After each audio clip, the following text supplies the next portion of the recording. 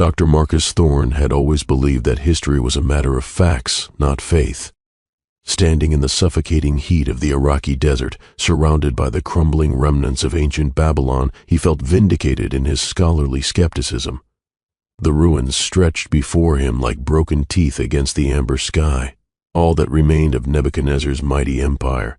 "Professor, we found something," called Sarah, his graduate assistant, her voice cutting through the desert wind. Marcus wiped the sweat from his brow and approached the excavation site where Sarah knelt beside a partially unearthed stone tablet. The cuneiform script was remarkably preserved, and as Marcus examined it through his magnifying glass, his pulse quickened. This wasn't just another administrative record or temple inscription. This was something far more significant. "It's a first-person account," he whispered, his academic excitement overriding the oppressive heat. "Look at these symbols." "It's describing some kind of transformation ritual, possibly related to Nebuchadnezzar's supposed madness." Sarah frowned. "You mean the biblical story? The one where he goes crazy and lives like an animal for 7 years? Marcus chuckled dismissively. "Myth and propaganda, Sarah. Ancient peoples loved their cautionary tales about prideful kings. But this tablet, this could be contemporary evidence of what actually happened. Perhaps a political coup disguised as divine punishment, or maybe early documentation of a psychological breakdown." As the sun began its descent toward the horizon, casting long shadows across the dig site, Marcus carefully photographed every inch of the tablet. The cuneiform seemed to shift in the changing light, almost as if the ancient symbols were alive, writhing under his camera's flash. That night in his tent, Marcus pored over his translations by lamplight. The account was disturbing in its vivid detail. Descriptions of a king who claimed to hear voices from heaven, who spoke of growing claws and feeling fur sprout from his skin. The scribe who had written it seemed genuinely terrified, describing how the king would disappear for days into the palace's lower chambers, emerging wild-eyed and speaking in tongues. "Fascinating," Marcus muttered to himself, making notes in his journal. Classic symptoms of acute psychosis, possibly triggered by the stress of ruling such a vast empire. The religious framework was simply how they interpreted mental illness in that era. A scratching sound outside his tent made him pause. Probably just desert rats, he thought, but the sound was rhythmic, almost deliberate. Scritch, scritch, scritch, like claws dragging against stone. Marcus set down his pen and listened more carefully. The scratching had stopped, replaced by a low rumbling that might have been wind, if wind could carry the hint of a growl within it. "Hello?" he called out, his voice smaller than he intended. Silence answered him back. When he finally drifted off to sleep hours later, Marcus dreamed of golden corridors filled with impossible shadows, and a voice that seemed to echo from the depths of time itself. "You think you understand, little scholar? You think your learning can explain the wrath of heaven?" The next morning brought with it an uncomfortable revelation. Marcus woke to find strange marks in the sand around his tent, not the paw prints of any animal he recognized, but something that looked almost human, if humans had claws instead of fingernails and walked on hands that had stretched and elongated into something bestial. "Probably just wind patterns," he told Sarah when she pointed them out, though his voice lacked conviction. The dig continued, but something had changed. The local workers, who had been enthusiastic and chatty the day before, now worked in sullen silence. They avoided looking directly at Marcus, and he caught several of them making what appeared to be protective gestures when they thought he wasn't watching. "They're spooked," Sarah observed during their lunch break. "Ever since we found that tablet, they've been acting like we've disturbed something we shouldn't have." Marcus was about to respond with his usual rationalist dismissal when Ahmed, the dig supervisor, approached them with obvious reluctance. "Dr. Thorne," Ahmed said in careful English, "the men, they wish to know if you plan to continue working with the tablet tonight." "Of course," Marcus replied. "Why?" Ahmed's weathered face creased with worry. "There are stories about this place, old stories. They say that some knowledge is not meant for modern eyes, that the ancient kings left curses for those who would disturb their shame." "Ahmed, surely you don't believe—" "I believe in respecting the dead," Ahmed interrupted, his usual deference replaced by something harder, "and I believe in protecting the living. The men will not work after sunset if you continue to study that stone." That evening, alone except for Sarah, who had retired early with a headache, Marcus set up his workstation in the ruins of what archaeologists believed had been Nebuchadnezzar's throne room. If the workers wanted to be superstitious, that was their choice. He had a job to do. The tablet seemed heavier than it had the day before, though Marcus attributed this to fatigue, As he worked by battery-powered lights, translating more of the ancient text, the temperature began to drop dramatically. Within an hour, his breath was visible in the air, an impossibility in the desert climate. The cuneiform told a story that grew more disturbing with each symbol. The scribe described how the king had begun to change physically, how his fingernails had hardened and curved into claws, how coarse hair had sprouted across his body. Most unnervingly, it detailed how Nebuchadnezzar had begun to crave raw meat and could be heard at night, crawling through the palace corridors on his hands and knees, making sounds that were neither fully human nor fully animal. A sound behind him made Marcus spin around. Nothing was there, but the sensation of being watched had become overwhelming. The shadows cast by his work lights seemed to move independently, reaching toward him like grasping fingers. "Hello?" he called out, his voice echoing strangely in the ruined chamber. No answer came, but the sound did, a low, rhythmic breathing that seemed to emanate from the walls themselves, and underneath it, barely audible, something that might have been words in a language that predated human civilization. Marcus packed up his equipment with shaking hands and fled to his tent, the tablet left behind in the ruins. His dreams that night were vivid and terrifying. He found himself walking through a palace that was both magnificent and decaying, its golden walls covered with a creeping darkness that pulsed like a living thing. In the shadows, something massive moved on 4 limbs, breathing heavily, watching him with eyes that held too much intelligence for any animal. "You seek to understand," a voice said, though Marcus couldn't tell if it came from the creature or from his own thoughts. But understanding requires sacrifice. It requires abandonment of the pride that makes you think yourself above the stories of the ancients. Marcus tried to run, but the palace corridors stretched endlessly in all directions. Behind him, the sound of claws on marble grew closer. "Tell me your name, scholar." The voice was closer now, so close that Marcus could feel breath on the back of his neck, breath that stank of raw meat and madness. "Tell me your name, and I will show you truths that your books cannot contain." Marcus woke screaming. Sarah found Marcus the next morning sitting outside his tent, staring at something carved into the stone wall of a nearby ruin. His face was pale, and his hands trembled as he held his coffee cup. "Professor, are you all right?" Marcus pointed at the wall. "Look at that." Sarah followed his gaze and gasped. Carved into the ancient stone, as if they had always been there but were only now visible, were 4 lines of text in perfect English. "Never speak your true name inside the ruins. When you hear the beast crawling, stay absolutely silent. Do not touch the broken crown lying in the dirt. At dawn, look upward, never backward." That wasn't there yesterday," Sarah stammered. "No," Marcus agreed, his voice hollow. "It wasn't." They spent the morning examining the carvings. The stone around the text was aged and weathered, identical to the rest of the wall. There was no evidence of recent carving, no tool marks, no dust or debris. The words appeared to have been part of the structure for centuries. "It's impossible," Marcus muttered, running his fingers over the carved letters. "Stone doesn't just rearrange itself." But even as he said it, he remembered his dreams from the night before. The palace corridors, the breathing in the darkness, the voice asking for his name. "Never speak your true name inside the ruins. We need to document this," Sarah said, raising her camera. "No," Marcus said quickly, surprising himself with his vehemence. "Not yet. Let me study it first." The rest of the day passed in a haze of nervous activity. The workers continued to avoid them, and Ahmed had quietly informed Sarah that several men had requested transfers to other dig sites. Those who remained worked quickly and efficiently, obviously eager to finish their tasks and leave before sunset. As afternoon faded toward evening, Marcus found himself drawn back to the throne room where he had left the tablet. It was still there, sitting on the makeshift table he'd constructed, but something was different. The surface of the stone seemed to gleam with an inner light, and the cuneiform symbols appeared deeper, more pronounced. Against his better judgment, Marcus resumed his translation. The story had reached its climax, the scribe's final entries before the historical record went dark. According to the account, Nebuchadnezzar had undergone a complete transformation, spending his days crawling through the palace like a wild beast, eating grass like an ox, his body covered in hair and his nails grown like bird claws. But this wasn't the supernatural transformation of biblical legend.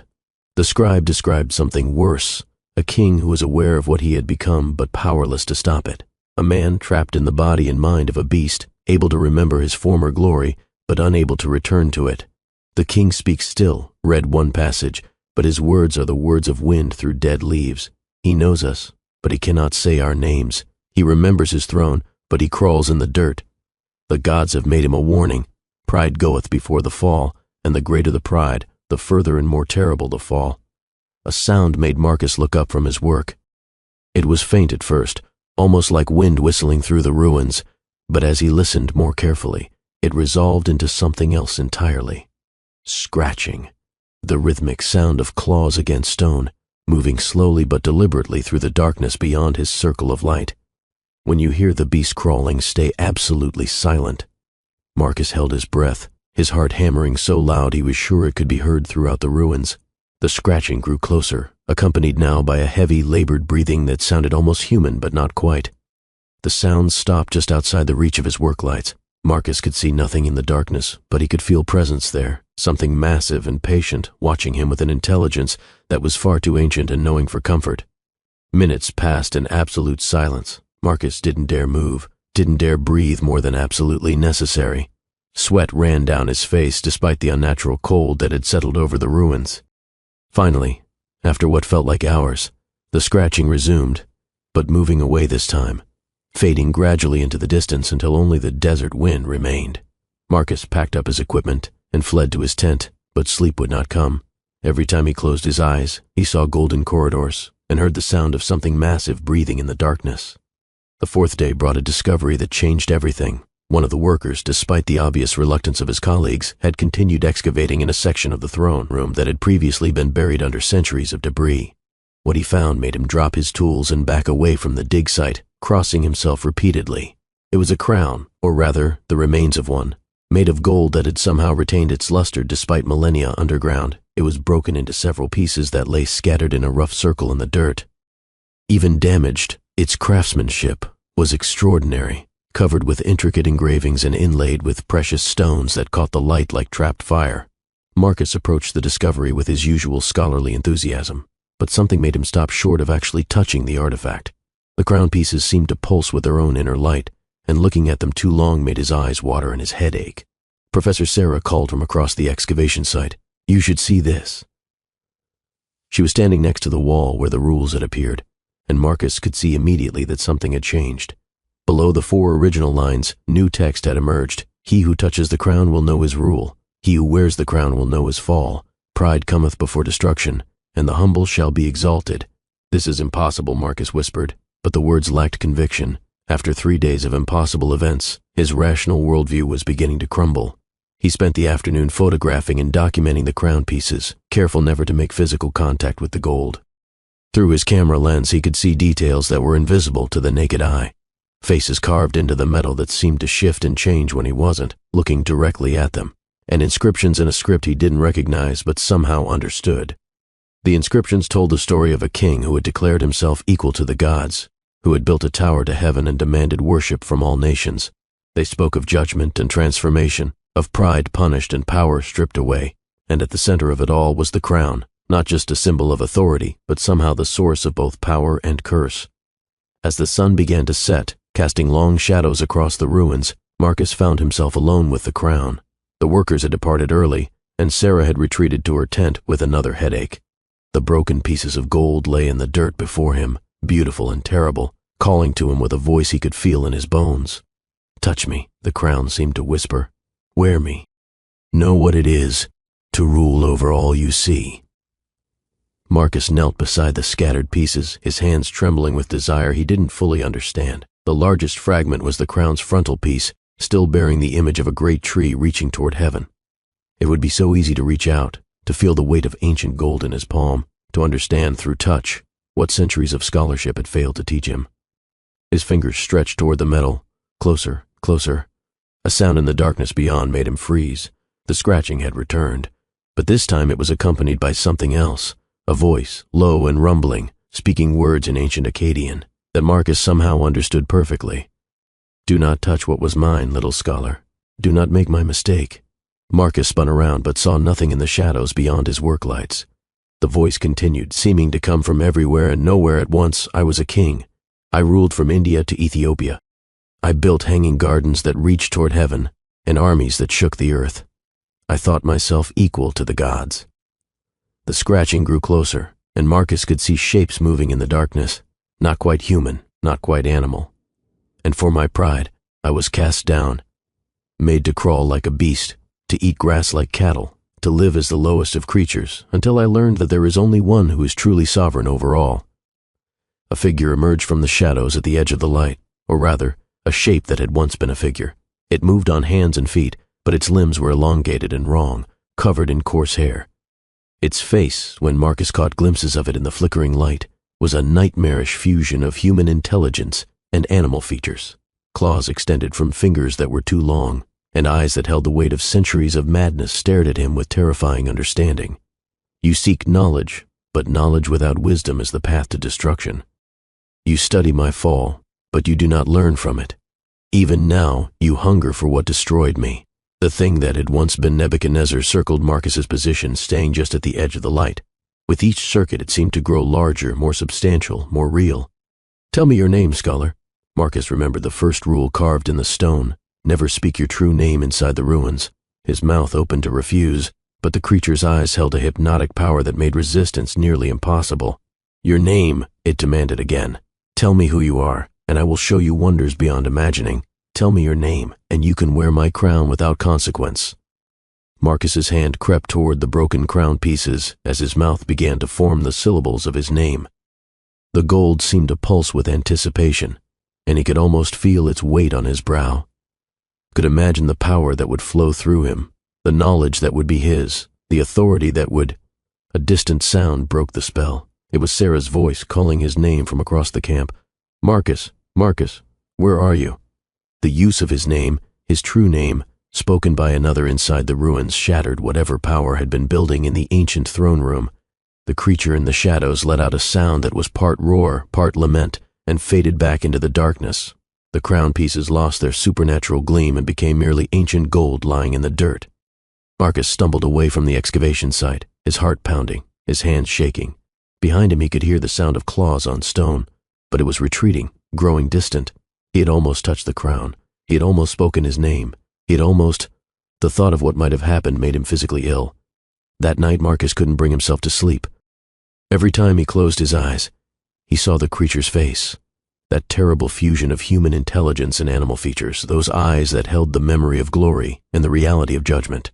He sat outside his tent, staring at the stars and trying to make sense of what he had experienced. Sarah found him there just before dawn, still awake, still staring. "Professor, you look terrible. When was the last time you slept?" Marcus turned to look at her, and she took a step back at the wild look in his eyes. "Sarah," he said quietly, "what do you know about the biblical account of Nebuchadnezzar's madness?" "Just what everyone learns in Sunday school. He got too proud, God made him crazy, he lived like an animal for 7 years until he learned humility." "Why?" "Because it's not myth," Marcus said. "It's history, and it's still happening." He told her everything, the visions, the voice, the creature in the shadows. Sarah listened with growing alarm, and Marcus could see her evaluating whether her professor had suffered some kind of breakdown. But then he showed her the photographs from his camera, and her skepticism crumbled. The images were impossible. In some shots, the crown pieces appeared normal, just ancient gold in the dirt. But in others, they seemed to glow with their own light, and the carved faces on them were clearly visible, and clearly moving. In one particularly disturbing image, the creature was visible at the edge of the frame, its 2 long limbs and impossible anatomy captured in stark detail. "This can't be real," Sarah whispered. "Look at the metadata," Marcus said. "These weren't manipulated. They're straight from the camera. They spent the morning examining all of Marcus's documentation from the past 4 days. The evidence was undeniable. Something supernatural was happening at the dig site. The question was what to do about it. "We should leave," Sarah said. "Pack up everything and get out of here." "And go where?" Marcus asked. "This is following me, Sarah. It's in my dreams, in my thoughts. Distance won't help." "Then what do you suggest?" Marcus was quiet for a long time, staring at the ruins of the ancient palace. Finally he spoke. "I think it wants to teach me something. The creature, Nebuchadnezzar, he's not just haunting this place. He's trying to warn me, to save me from making the same mistake he made." "What mistake?" "Pride," Marcus said simply. "Academic pride. The arrogance of thinking that human learning can explain everything, that rationalism can master all mysteries. I came here to debunk a biblical story, to prove that ancient peoples were just superstitious primitives. Instead, I've found something that challenges everything I thought I knew about the nature of reality." That afternoon, against Sarah's protests, Marcus returned to the throne room, The crown pieces were still there, but they no longer called to him with the same hypnotic power. Instead, they seemed almost sad, like monuments to lost glory. Marcus set up his equipment once more, but this time he wasn't trying to analyze or explain. He was simply waiting. As the sun began to set, the temperature dropped and the familiar presence returned. The creature emerged from the shadows more slowly this time, less threatening, more sorrowful. "You begin to understand," it said, its voice carrying the weight of centuries. "You're trying to save me," Marcus said. "It wasn't a question. I am trying to save you from becoming me, from the pride that turns men into beasts, that makes them crawl in the dirt while remembering the throne they once sat upon." The creature settled into a crouch just outside the circle of light, and Marcus could see it more clearly now. Despite its bestial features, there was unmistakable nobility in its bearing, the shadow of kingship that even divine judgment couldn't completely erase. "You came here to prove that my story was myth, but you found instead that it was more true than you could imagine, and in finding that truth you were tempted by the same pride that destroyed me." "The crown," Marcus said, "the crown is power, the crown is authority. The crown is the desire to be as gods, to answer to no one, to bow to no authority higher than oneself. I thought myself worthy of it. I thought myself above judgment. I was wrong." The creature's eyes, so human despite everything else, met Marcus's gaze. "Tomorrow, at dawn, you must choose. You can take the crown, touch the gold, try to wear what was mine. You will gain knowledge beyond imagining, power beyond your dreams. But you will also gain my curse, my fate, my eternal crawling in the dirt of fallen kingdoms. And if I don't, if you choose humility over pride, if you acknowledge that there are mysteries beyond human understanding and authorities higher than human learning, then you will be free. Free to leave this place, free to live without the burden of my judgment. How do I know you're telling the truth?" The creature was quiet for a long moment, and when it spoke, its voice carried infinite sadness. "Because I was once a king, and kings do not beg. Yet here I am, pleading with a mortal scholar to learn from my mistake, to choose better than I chose. That should tell you everything you need to know about the reality of my fate." Marcus spent his final night at the dig site in prayer, not to any specific deity, but to whatever power had preserved the ancient warnings, whatever force had sent a fallen king to guard against the repetition of his errors. He thought about his life's work, his scholarly achievements, his reputation in academic circles. All of it seemed suddenly small compared to the choice he faced. At first light, he returned to the throne room one last time. The crown pieces lay in the dirt, beautiful and terrible, surrounded by centuries of debris from a fallen empire. Sarah waited at the edge of the excavation site, afraid to come closer but unwilling to abandon her professor entirely. The creature was there too, watching from the shadows as the eastern sky began to lighten. It had assumed a more human posture, kneeling rather than crouching, and Marcus could see the king it had once been beneath the bestial features. "The choice is yours, scholar. Touch the crown and know all mysteries, or walk away and remain merely human." Marcus knelt beside the scattered pieces of gold, his hands inches from the ancient metal. Up close, he could see his reflection in the polished surface, distorted but recognizable. He looked tired, he realized, tired of always needing to know, always needing to explain, always needing to be the smartest person in the room. "Your name," the creature whispered one final time. "Tell me your name and claim what was mine." Marcus opened his mouth, and for a moment, the syllables balanced on his tongue. He could speak his name and touch the crown. He could gain knowledge that would revolutionize archaeology, that would prove the reality of the supernatural, that would make him the most famous scholar in the world. Instead, he stood up and stepped away from the gold. "My name," he said quietly, "is not important. I'm just a man, trying to understand mysteries that are bigger than any one human mind can contain." The creature nodded slowly, and for the first time, Marcus saw something like peace in its ancient eyes. "You choose wisely. You choose better than I chose." "What happens now?" Marcus asked. "Now you leave this place. You write your papers about what cannot be explained, rather than what you have explained. You tell the world that there are still mysteries, still powers beyond human comprehension, still reasons for humility in the face of the unknown." The sun had risen fully now, casting long golden rays across the ruins of Babylon. Marcus looked up at the sky, following the fourth rule that had been carved in stone. At dawn, look upward, never backward. Behind him, he heard the sound of something heavy settling into the dust, followed by a sigh that might have been wind through ancient stones. When he finally turned around, the creature was gone. The crown pieces remained, but they looked smaller somehow, less significant, like simple archaeological artifacts rather than instruments of supernatural power. Sarah ran to him, tears streaming down her face. "Professor, I was afraid you were going to—" "I was," Marcus admitted. "For a moment I was, but I chose differently." They packed up their equipment in silence, preparing to leave the dig site to other archaeologists, other scholars who would come seeking rational explanations for ancient mysteries. Marcus left detailed notes about everything they had found, but he knew that future researchers would struggle to make sense of the evidence, would explain away the supernatural elements as tricks of light or errors in documentation. That was probably for the best. As their vehicle pulled away from the ruins, Marcus looked back one final time at the broken walls of Nebuchadnezzar's palace. For just a moment, he thought he saw a figure standing among the stones. Not the bestial creature he had encountered, but a man in royal robes, no longer crawling, no longer cursed. The figure raised one hand in what might have been farewell or blessing, and then the ruins were behind them, lost in the desert heat haze. 6 months later, Dr. Marcus Thorne published a paper that changed his career forever. Titled The Limits of Archaeological Knowledge, When Evidence Points Beyond Explanation, it detailed his experiences in Babylon and argued for a more humble approach to ancient mysteries. The paper was controversial, with many colleagues questioning whether Thorne had suffered some kind of breakdown, but it also attracted attention from scholars willing to acknowledge that not everything could be explained through purely rational means. Marcus never returned to Babylon, though he often thought about the broken crown lying in the dust and the choice he had made. He continued his archaeological work, but with a different perspective, one that acknowledged mystery as well as knowledge, that found wonder in the unknown rather than threat. Sometimes in his dreams, he walked through golden palace corridors, but now they were filled with light rather than shadow, and when he woke, he felt not terror but gratitude.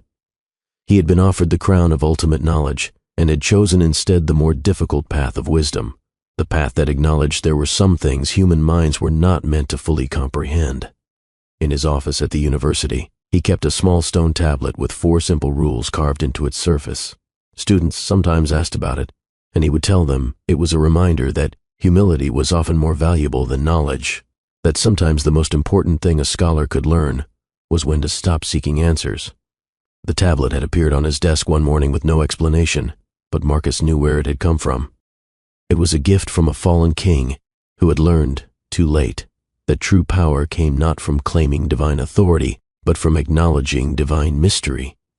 And in the ruins of ancient Babylon, if you knew where to look and what to listen for, you might still hear the whisper of wind through broken stones, a voice that had learned humility the hard way, warning other seekers to choose more wisely than he had chosen. The crown still lies there, waiting in the dirt for the next scholar proud enough to think they can master mysteries that have humbled kings. But sometimes, just sometimes, they make a different choice. They walk away. They look upward instead of backward. They choose wisdom over knowledge, humility over pride, and they discover that some things are more valuable than crowns. The end